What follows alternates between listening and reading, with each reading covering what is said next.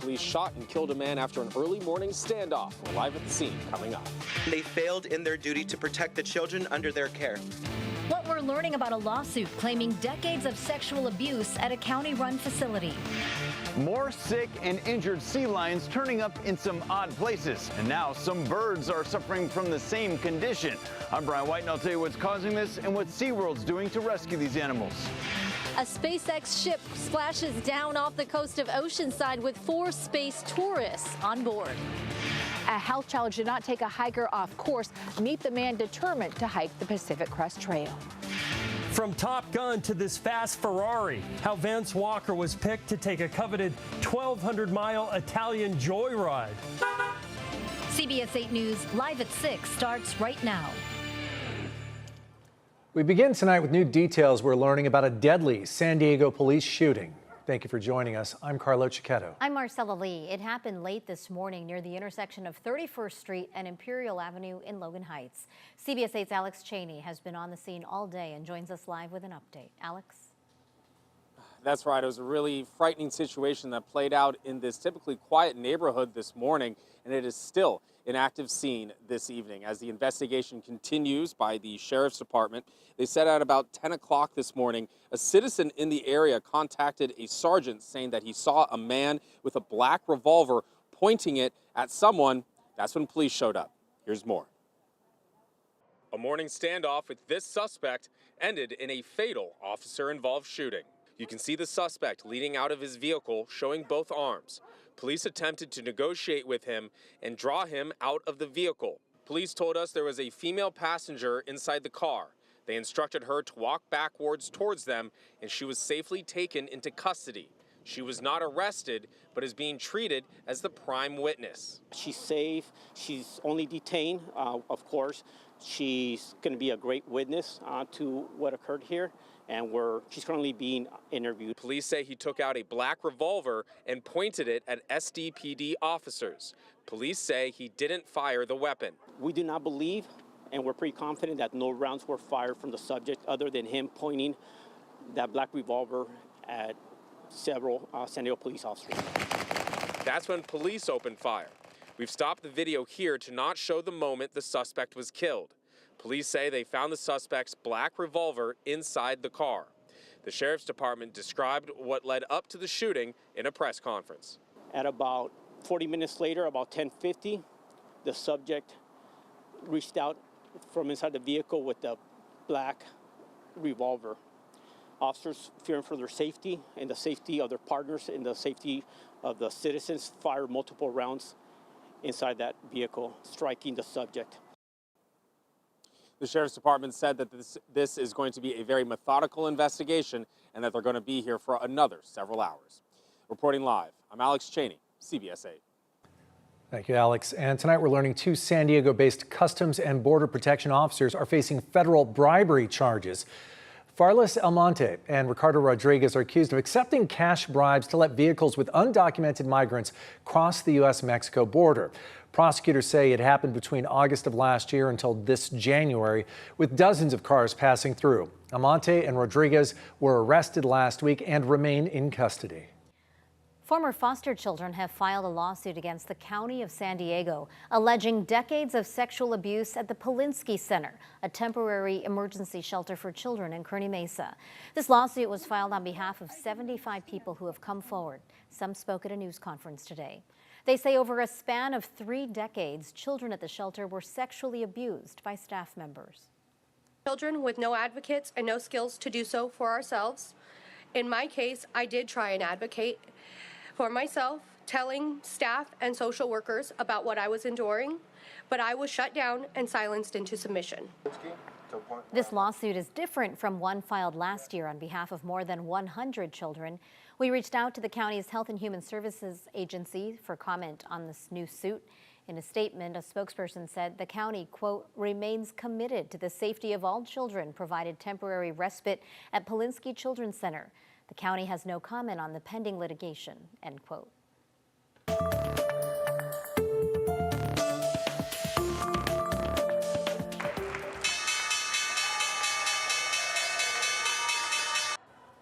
Wall Street ended the week on a very rough note with a second straight day of huge losses. It comes after China retaliated against U.S. tariffs by imposing 34% tariffs on U.S. goods. That triggered a sell-off amid fears we could be headed to a recession. The Dow dropped more than 2,200 points, the S&P 500 lost more than 300 points, and the Nasdaq lost more than 900. Meantime, President Trump says his move to implement tariffs on imported goods will result in an economy where products are made and bought in America. But the head of the Federal Reserve says they run the risk of causing long-term damage to the economy. Trump took to social media today urging Chairman Jerome Powell to cut interest rates and stop playing politics. Powell says the Fed needs more data on the tariffs' impacts before making a move. Position to wait for greater clarity before considering any adjustments to our policy stance. The Fed says it will be monitoring how other countries respond to Trump's tariffs.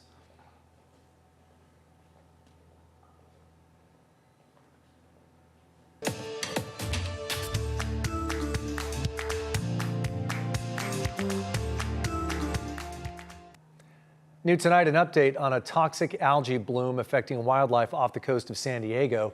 People have been reporting 6 sea lions and other sea life turning up in odd places. CBS 8's Brian White checked in with SeaWorld's rescue team as they work around the clock to save these animals. Yeah, rescuers here at SeaWorld are taking about 100 calls a day for these sea lions and now for pelicans too. And the number of animals they're treating here at their facility is now more than double what it was less than 2 weeks ago. So they kind of get this like seizure activity that you'll see on the beach.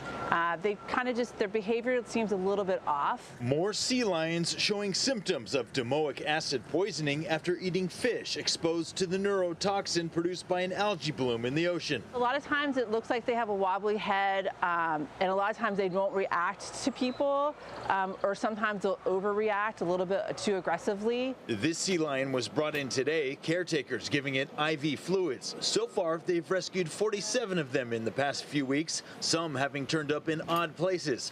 This one stranded along Carlsbad Boulevard Saturday night, police blocking off the road so rescuers could safely remove the animal. And this one turned up outside the Dana Hotel on Mission Bay.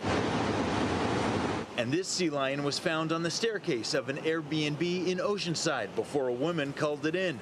And it's not only sea lions, now some pelicans are suffering too. SeaWorld is caring for more than 20 of them. They actually are very wobbly. I would say it looks like they just can't get their balance. Experts say this bloom is more severe than the past few years, affecting waters from here up through Ventura County, causing sea lions and dolphins to fall ill. Domoic acid can affect people too. The California Department of Public Health issued a warning Wednesday not to eat sport harvested shellfish gathered here in San Diego County like mussels, clams, scallops, and oysters. However, they say commercially sold shellfish are okay. Meanwhile, some sea lions have died, but rescuers at SeaWorld are working to save as many of them as they can. We're all here because we love and are very passionate about what we do here, and our staff here is amazing. They are coming in, they're very focused, and they're very determined to kind of help these sea lions out right now. These 4 here are doing well. They could be released back into the ocean in the next few days. Brian White, CBS 8.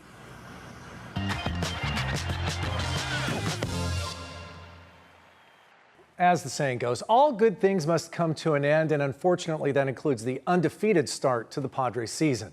The team's winning streak came to an end today as the Friars saw their first loss of the season against the Chicago Cubs. CBS 8's Jake Garriani joins us now with more on the game and so much that's still ahead. Yeah, I've been thinking about this a lot today, and it's unacceptable. Unacceptable. They really should not be allowed to lose a game. So I think everyone should be out there with their pitchforks and down there at Petco Park. Of course not.